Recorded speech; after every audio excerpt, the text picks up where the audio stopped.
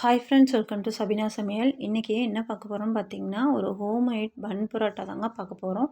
நான் ஆல்ரெடி மைதா மாவு நல்லா பெனஞ்சு ஊற வச்சு எடுத்திருக்கேன். அதில் முட்டை எல்லாம் பால் எல்லாம் சேர்த்திங்க. இப்போ அது அப்படியே அந்த பக்கம் இருக்கட்டும். இந்த பக்கம் வந்து ஒரு எம்டி சால்னா தான் செய்ய போகிறேன். அதுக்கு தேவையான பொருள் என்னென்னு பார்த்துடலாங்க. சின்ன வெங்காயம், இஞ்சி வந்து 2 துண்டு எடுத்திருக்கேங்க. பூண்டு வந்து ஒரு பூண்டு பெரிய பூண்டாக ஒரு பூண்டு உளிச்சு எடுத்திருக்கேன். சின்ன வெங்காயம் ஒரு 10 சின்ன வெங்காயம். இந்த பக்கம் தேங்காய் வந்து ஒரு 2 துண்டு தேங்காய், ஒரு பச்சை மிளகா, 2 பட்டை துண்டு, அப்புறம் 2 கிராம்பு, 2 ஏலக்காய், முந்திரி ஒரு 10, கசகசா ஒரு அரை டீஸ்பூன், இதெல்லாம் அரைக்கிறதுக்கு. இந்த பக்கம் தக்காளி வந்து நல்லா ஆப்பிள் தக்காளியோ பெரிய தக்காளியோ ஒரு தக்காளி நல்லா நீள வாக்கில் கட் பண்ணியிருக்கேன். பெரிய வெங்காயம் ஒரு 2 பெரிய வெங்காயம் நல்லா நைஸாக கட் பண்ணது, 2 பச்சை மிளகா. இந்த சால்னாக்கு வந்து புதினா தான் நல்லா ஃப்ளேவர் கொடுக்கும். அதனால் புதினா வந்து நல்லா ஒரு கைப்பிடி எடுத்துக்கலாம். இப்போ ஒரு குக்கர் வச்சுட்டு அதில் தேவையான அளவு ஆயில் ஊற்றிக்கிறேங்க. ஆயில் இப்போ ஊற்றியாச்சு. ஆயில் வந்து நல்லா சூடானதும் கொஞ்சமாக சோம்பு, ஒரு பிரிஞ்சி இலை, ரோஜா இதழ் கொஞ்சம், கல்பாசி, அப்புறம் ஒரு பட்டை, ஒரு கிராம்பு, ஒரு ஏலக்காய் தாளிக்கிறதுக்கு. இப்போ இது எல்லாமே நல்லா முருகி வரட்டுங்க. வந்தோடனே நம்ம வெங்காயத்தை போட்டுக்கலாம். இந்த சால்னா வந்து டக்குன்னு செஞ்சிடலாம், ரொம்ப சூப்பராக இருக்குங்க. சீக்கிரமாகவும் செஞ்சிடலாம். நான் குக்கரில் தான் இன்றைக்கி செய்ய போகிறேன்.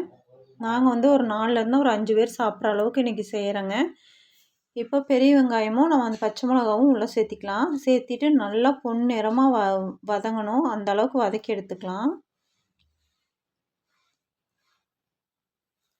இது பூரி, புரோட்டா, சப்பாத்தி, அப்புறம் எல்லாத்துக்குமே இட்லிக்கும் சூப்பராக இருக்குங்க. இந்த பக்கம் வந்து இப்போ அரைச்சிக்கலாம். மிக்ஸி ஜார் எடுத்துட்டு அதில் முந்திரி, கசகசா, இப்போ நம்ம எடுத்து வச்சுருக்கோம் இல்லைங்களா பொருள் எல்லாத்தையுமே உள்ளே சேர்த்துக்கலாம்.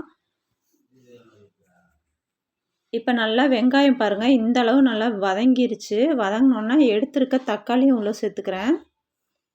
தக்காளியும் உள்ளே சேர்த்தாச்சு. சேர்த்துட்டு இப்போ எல்லாம் ஒன்று சேர நல்லா வதக்கிக்கலாம். நல்லா மசிஞ்சு வர்ற ஸ்டேஜ் வரைக்கும் நல்லா வதக்கி எடுத்துக்கலாம். இப்போ எவ்வளோ தூரம் வதங்குதோ அவ்வளோ தூரம் சூப்பராக இருக்கும். இப்போ பச்சை மிளகாவும் புதினாவும் உள்ளே சேர்த்துக்கிறேன். இப்போ நல்லா வதக்கி விட்டுக்கலாம்.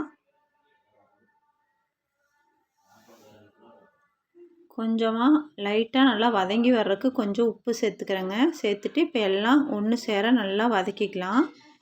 நல்லா மசிஞ்சு வரும் பாருங்கள், அந்த ஸ்டேஜ் வரைக்கும் நல்லா வதக்கி எடுத்துக்கலாம். இப்போ பாருங்கள் இப்போ நல்லா வதங்கிருச்சு. இப்போ இதுக்கு தேவையான ஒரு 2 டீஸ்பூன் போல் மல்லித்தூள் எடுத்திருக்கேன். மிளகாத்தூள் ஒரு 1.5 டீஸ்பூன் எடுத்திருக்கேன். 1/4 டீஸ்பூன் மஞ்சப்பொடி, கரம் மசாலா வந்து ஒரு டீஸ்பூன் போல் எடுத்திருக்கேன். உங்களுக்கு காரம் எவ்வளோ தேவையோ அதுக்கு தகுந்த மாதிரி நீங்கள் மிளகாத்தூள், கரம் மசாலா உள்ளே சேர்த்துக்கோங்க. இப்போ இதை அப்படியே உள்ளே சேர்த்துக்கலாம். இப்போ மசாலாவெல்லாம் உள்ளே சேர்த்தாச்சு. சேர்த்துட்டு இப்போ நல்லா மிக்சிங் ஆகிற மாதிரி நல்லா வதக்கி விட்டுக்கலாங்க. இதோட வாசம் பச்சை வாசம் போகிற அளவுக்கு நல்லா எண்ணெயிலேயே வதக்கி விட்டுக்கணும்.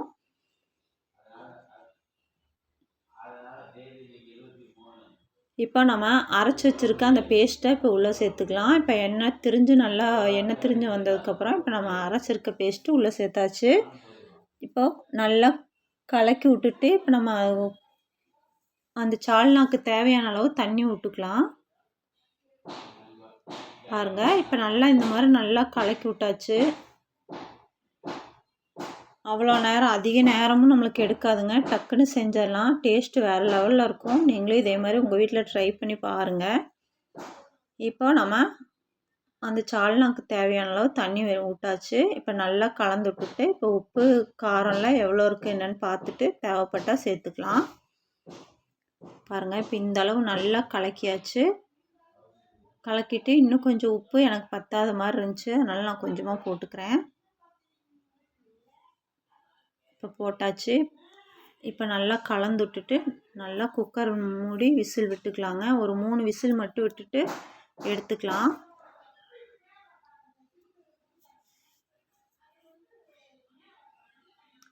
அவ்வளோதாங்க, நல்லா கலந்து விட்டாச்சு. இது வந்து இப்போ நான் வச்சுருக்கிறது வந்து ஒரு 4லேருந்து ஒரு 5 பேர் சாப்பிட்லாங்க. நம்மளுக்கு அதிகமாக இன்னும் கொஞ்சம் தண்ணியாக வேணும்னா இன்னும் கொஞ்சம் தண்ணி ஆட் பண்ணிக்கலாம். நான் வந்து கொஞ்சம் கெட்டியான பதத்தில் வைக்கிறனால இந்த அளவு போதும்னு வச்சுருக்கேன். இப்போ விசில் போட்டுக்கலாம். விசில் போட்டாச்சுங்க. ஒரு 3 விசில் விட்டுட்டு பார்க்கலாம். இந்த பக்கம் நம்ம மாவு சூப்பராக ஊறி வந்திருக்குங்க. இப்போ எடுத்து இதே மாதிரி நம்ம தேய்ச்சி எடுத்துக்கலாம்.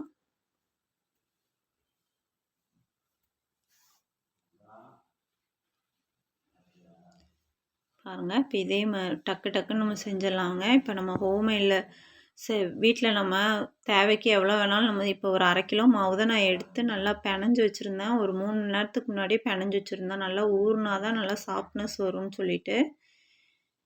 அருமையாக இருந்துச்சுங்க. ரொம்ப சூப்பராக இருந்துச்சு. ஈஸியாக குழந்தைங்களுக்கு நம்ம கடையில் வாங்கி தராமல் நம்ம வீட்லேயே ஈஸியாக மெத்தேடில் நம்ம பண்ணி கொடுக்கலாங்க. ரொம்ப லேட்டெல்லாம் ஆகாது.